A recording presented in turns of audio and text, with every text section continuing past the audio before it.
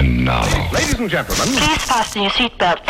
Welcome to PreneurCast. You know, business cards being swapped, beers being drunk. Can I say a nasty word? Can I say procrastination? With Pete Williams and Dom Kocher. how well did that go down? We can talk about that entire thing in a very another rant and soapbox episode if we want to. Visit us online at preneurmedia.tv. Hi everyone, and welcome to this edition of PreneurCast with me, Dom Goucher. Just me this week because I'm going to do another one of my foundation episodes. And this week I want to talk to you about core business. Now, this is not core business in the same way that Pete and I have discussed core versus mechanics before. And if you want to know what core versus mechanics is about, there's an episode that I'll link to in the show notes. But very quickly, core versus mechanics, one of our concepts is this idea that you should focus on the thing that adds the most value to your business. That's the core of your business. And you should be getting other people to do the mechanics, the day-to-day things that you don't add particular value to. What I want to talk to you about this week is actually focusing on the jobs that you take on, the clients that you take on, and the work that you do for those clients, or the products that you produce, the services that you sell, whatever it might be. And you focus on the thing that is your core business. Now, this is kind of a variant on one of those things that I've been saying for some time now, which is just because you can doesn't mean you should. Because a lot of us out there are multi-skilled people. We come from a wide and varied background. I certainly do. My history has taken in a lot of different things. From my time at Xerox as a solutions consultant, I've also worked for a printing company. I've worked for software companies. I've been a teacher and trainer. And I now run this digital media company producing digital training materials. So I have a wide background and a huge range of skills, but it puts me in a very difficult position. Possibly one of the most uncomfortable positions that a business person can be in. And that is the position of being asked to do something that you can do, but you really shouldn't. And this is that phrase, just because you can doesn't mean you should. This is where that applies. And let me tell you a story. And this was probably one of the most difficult things that I've ever been through. Very recently, a very, very good friend of mine, somebody that I've known for many years, we used to work together. So somebody who really knows me and knows my capabilities came to me and said, look, I have this situation. I need this thing doing.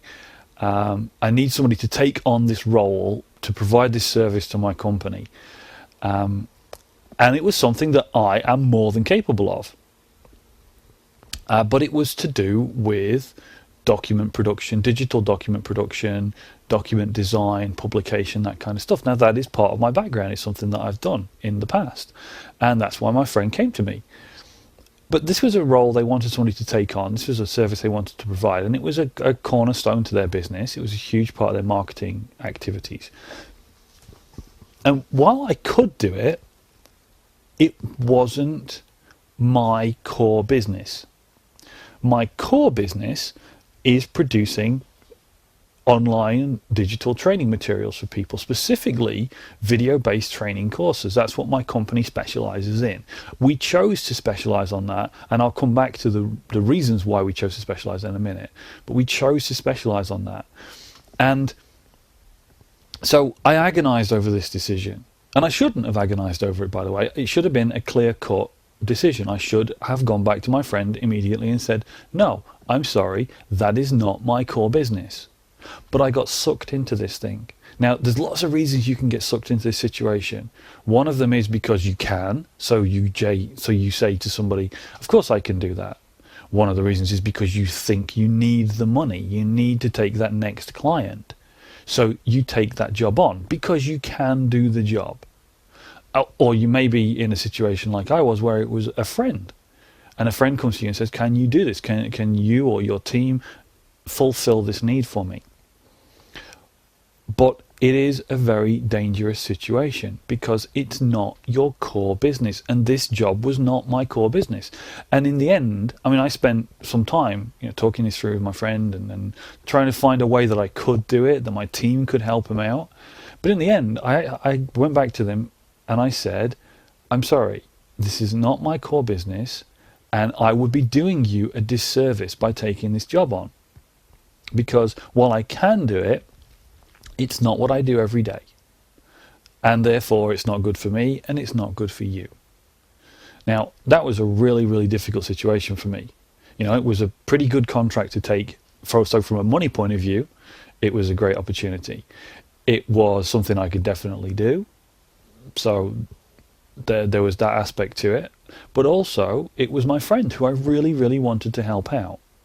But both from the position of authenticity and giving my friend the best advice I could, but also the best decision for my business was to turn down that job. Now, why am I saying this? Why is it important to focus just on core business, the thing that you decide you want to do, and narrow that down, really narrow it down? Well, there's quite a few reasons. And the first, probably the most important one, is going back to something that you may have heard many times in your life, which is jack of all trades, master of none. We are becoming a world of potential generalists. The ability to learn any subject is becoming easier and easier and easier. But the willingness to master a subject is actually diminishing. And it will be, in my opinion, the people who master a subject, master a skill, that will stand out. Now, it doesn't have to be an actual skill. It can be mastering a body of knowledge, becoming an expert in a body of knowledge. But it could just be as simple as becoming a tradesperson, going through the traditional models of apprenticeship, journeyman, and working through to master of a trade. But the more of a master of a trade you are, the easier it is for you to do that thing. If you keep taking jobs that are not core business, you're diluting that skill base. You're moving away from your core competencies. So it will take you longer to do the job. It'll be harder for you to do the job. It'll be harder for you to manage somebody else doing the job.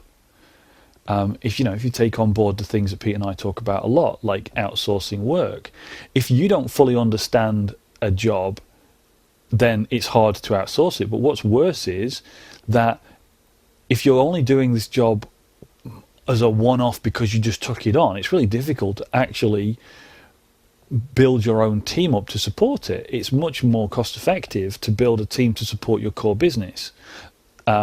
Yes, of course, you could take the job and outsource it. And a lot of people do that. A lot of people do set themselves up to manage work for other people, to become a facilitator. Now, if that's your business, that's fine. Go ahead.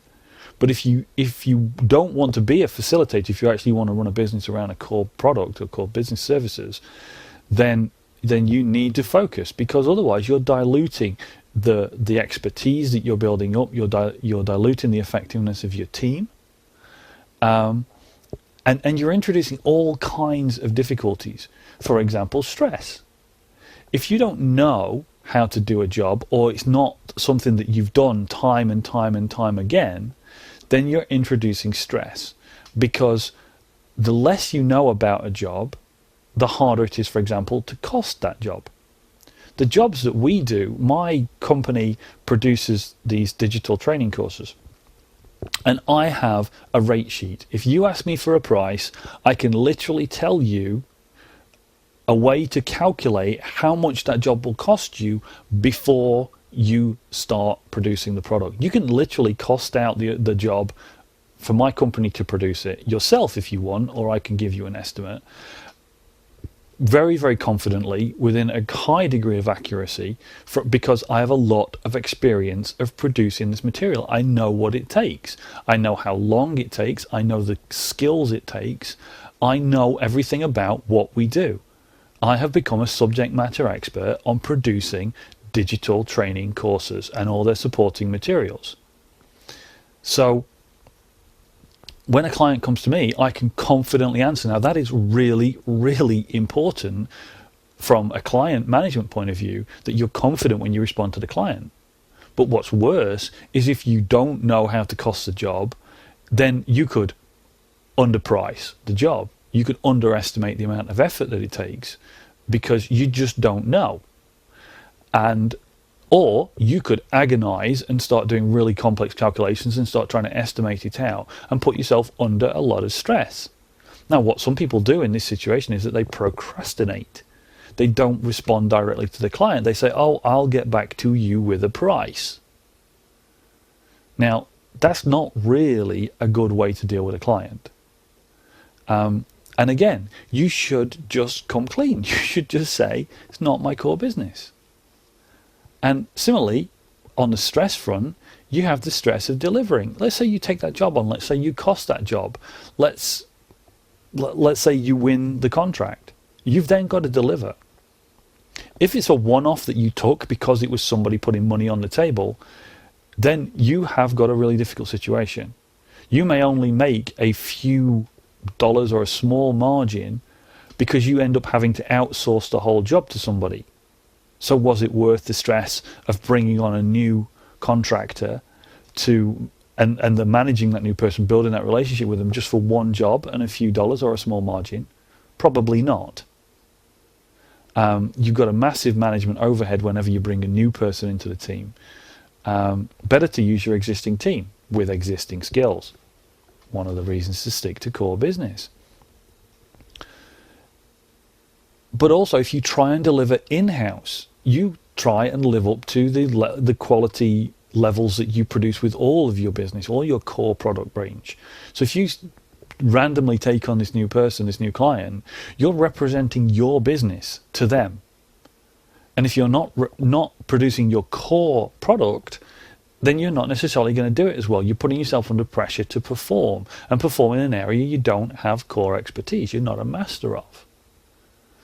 So these are reasons not to take on work that is not in your core business. But the real one, for me, the most important one, and Pete and I have talked about this in the past, is this idea of mastery. Because the more that you do something, the more a body of evidence you have that you can do it, both externally and internally. You build up skills, you build up systems. The more you do a particular task, the more confidence you get, the easier it becomes, the more likely you are to, if it's such a thing, to achieve a flow state when you're producing it.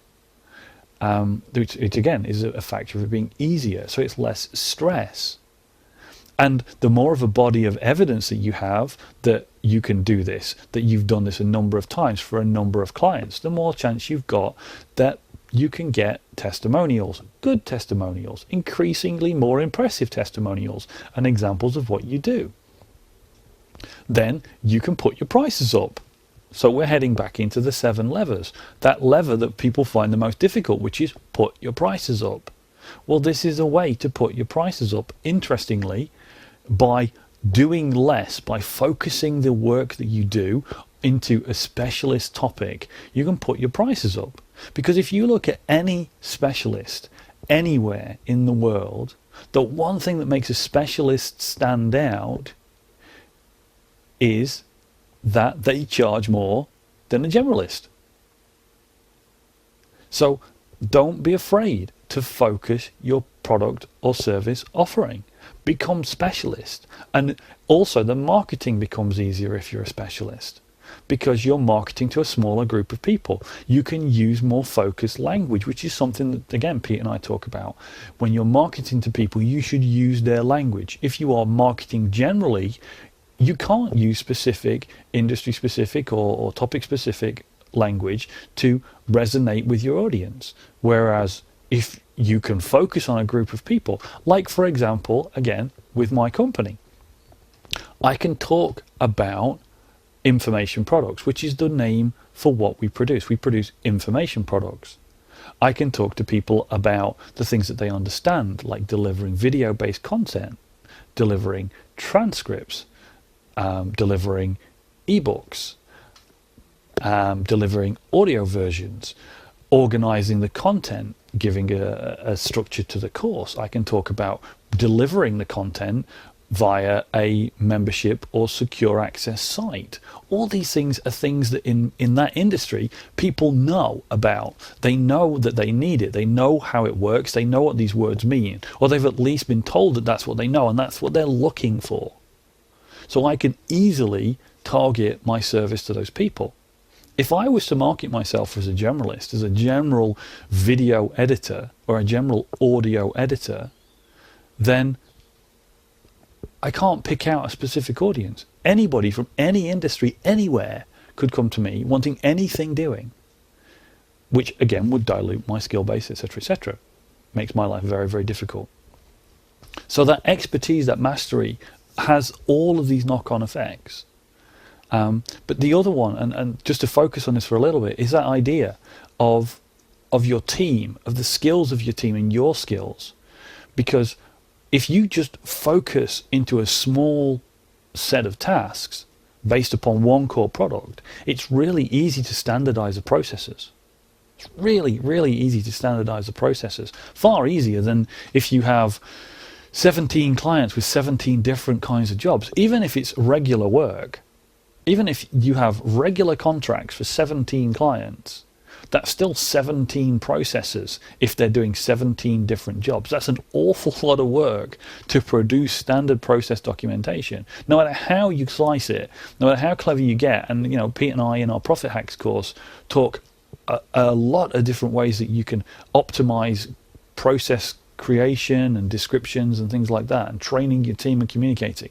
But no matter how you slice it, if you've got 17 clients with 17 processes, that's a lot of work. Whereas if you have 17 clients but they all want basically the same kind of product, that's really easy. That's one process. And whether you work on your own or you work with a team of people in your office or spread around the world, a team of outsourcers, these things will make a huge difference. So focusing on that core business, deciding what that core business is really, really important. And something that I mentioned briefly in that little piece there was about the marketing. Because once you focus on a particular kind of product in a particular market, or a particular business or a particular service, the marketing becomes easier and it becomes more focused. You can talk to the people directly. You can produce a better product, which gets you not only more testimonials, but you'll also get more referrals, because it's easier to ask for referrals and it's easier to get better qualified clients via referrals, which is one of those things. A lot of my past problems when I've had clients come to me and I've had to say, I'm sorry, that's not core business, is because it's a misunderstanding via a referral. Somebody has said to somebody, hey, yeah, I know a guy who does video. Or, hey, yeah, I know a guy who edits audio files.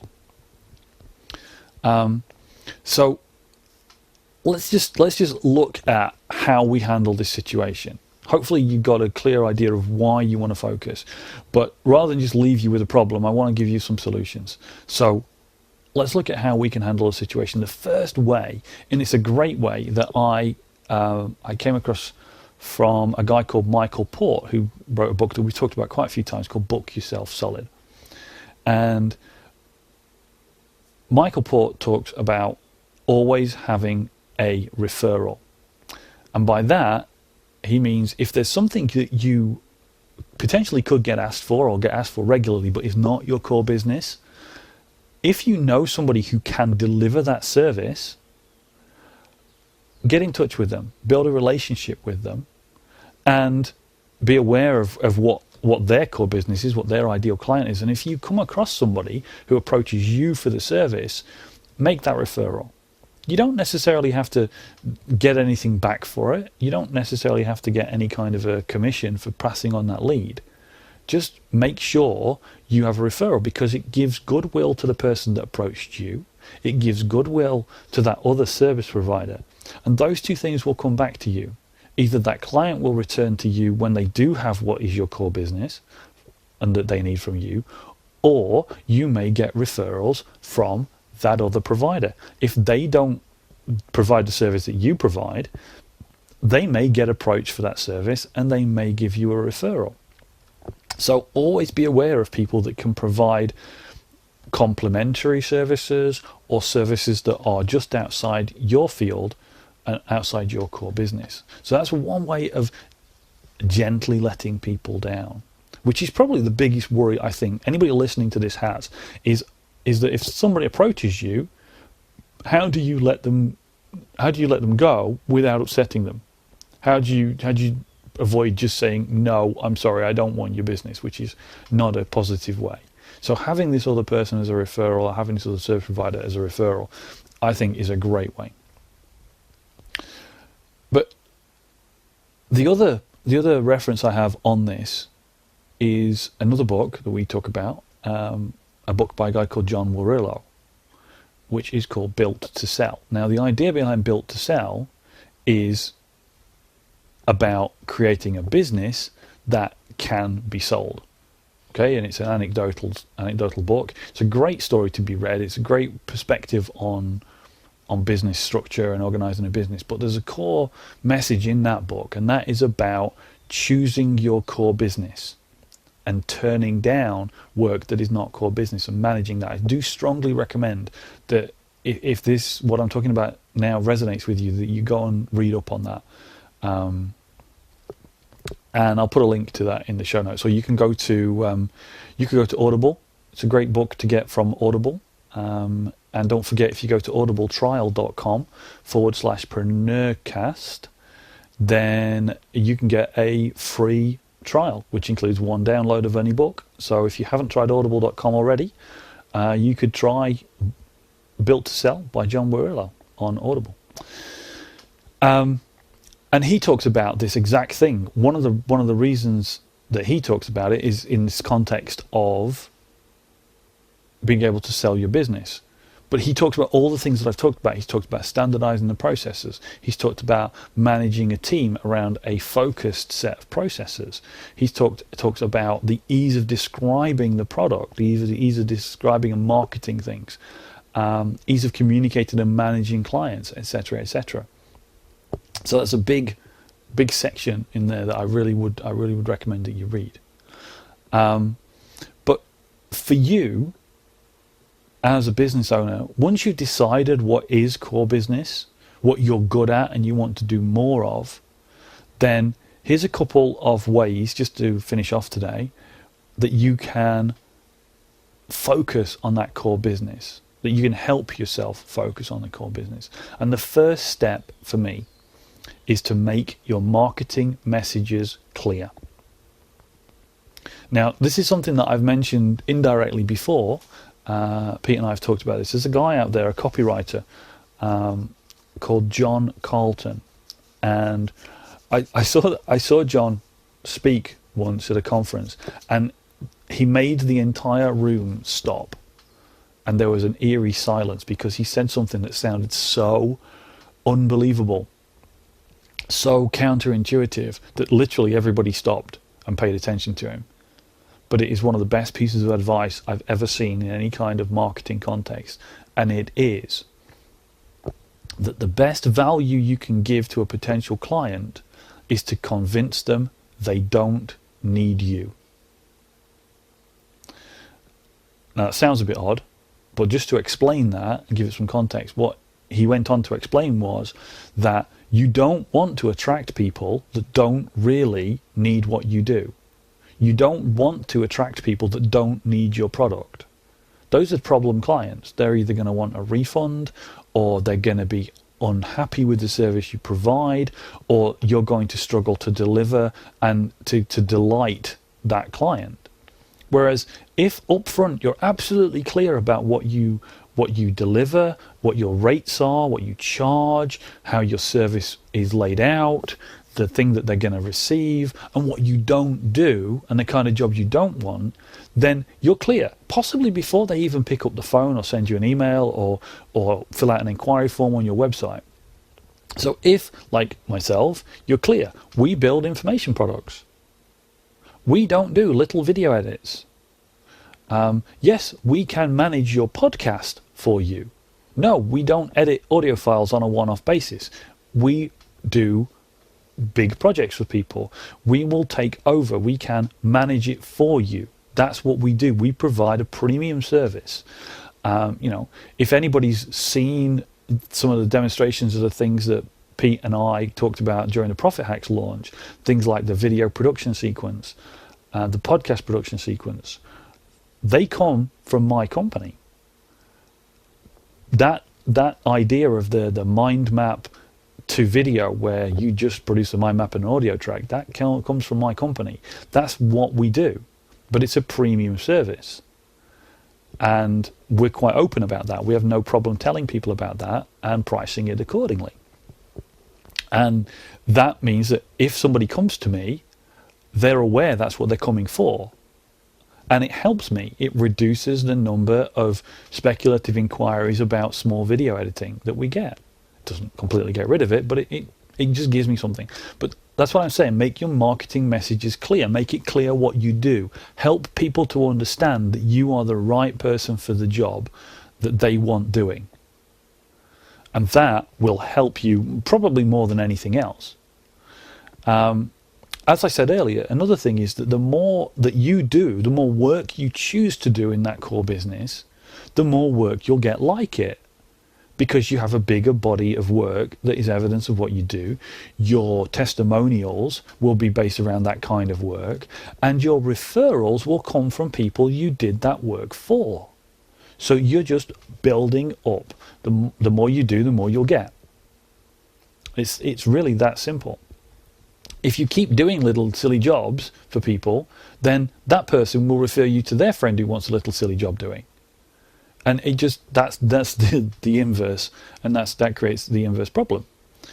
So the more you do, the more you'll get. Focus on the jobs for the core business, you'll get more of those. And the final one is to mix those 2 points together, which is be clear on the business you want, be clear on the kind of work that you do, and then go to your past clients that you've done that work for and ask them for referrals of that kind. Educate your client, give them the education. I don't mean that patronizing, I just mean literally be clear that you are looking for more clients of this kind. So for me, I would go back to my past clients that I've produced information products for and say to them, hey, if anybody looks at your information product and says, wow, that's really cool, that's really high quality, and I'm really impressed by the way that it was produced and delivered, would you please tell them I did it? Would you please give them my contact details and let them know this is what I do? That's it. It's that simple. Or I go to them and I say, hey, I don't suppose you know anybody who would want a similar product. Do you know anybody who's thinking of producing an information product in the next few months, who's planning one? Because if you're going to do this, most people plan it out. And I just say, hey, I don't know, do you know anybody who's talked to you? Because it's a big networking thing that goes on in my industry. And I just say, hey, do you know anybody? Have you talked to anybody? Did anybody mention it to you? Would you mind giving my details to them? If you think that they're a good fit, based upon the experience that you had, based upon the way that we work together, because you as my client know how I work and know the kind of things that I'm capable of, if you think they're a good fit, could you give me their details? That's it. And those 3 tips will help you stay focused on your core business, along with having somebody to refer back to refer an unwanted client to just keep that goodwill.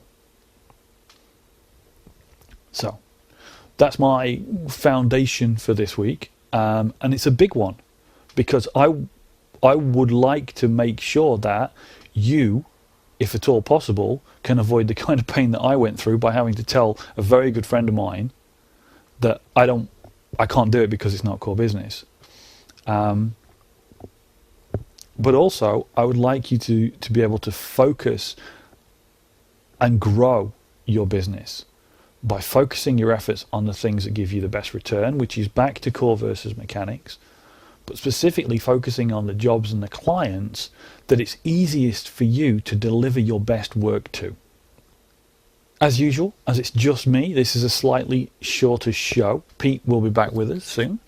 But in the meantime, I would ask if you've enjoyed this show, or if you're enjoying this series, or if there's anything that you want to feedback about PreneurCast, please do. We love to get your comments through all the different ways you can get hold of us. If you are enjoying PreneurCast and you think that it's valuable, the most important thing to us and to our audience or potential audience is an iTunes review. If you can go to the iTunes store and put a hopefully positive review in there, that really helps us spread the word. It helps other people find out about PreneurCast and get the value that you're getting from these episodes. You can also communicate to us through PreneurMedia.tv, our website that manages this podcast and our other publications. There's comments below the podcast. Every time there's one released, there's comments available there. Also, that's where you'll find the transcripts and the show notes, so that you can click on and follow the links to everything that we've talked about in the shows. There's also a little audio comment box available on PreneurMedia.tv. Or you can reach us through PreneurCast at PreneurGroup.com. So any one of those ways, do give us feedback. Let us know what you think. Let us know how you're implementing the things that we talk about and how it's helping you grow your business and becoming more effective. See you soon. You've been enjoying another fine episode of PreneurCast with Pete Williams and Dom Gocher. Make sure to hang out with the boys online at PreneurMedia.tv or drop them a line via PreneurCast at PreneurGroup.com.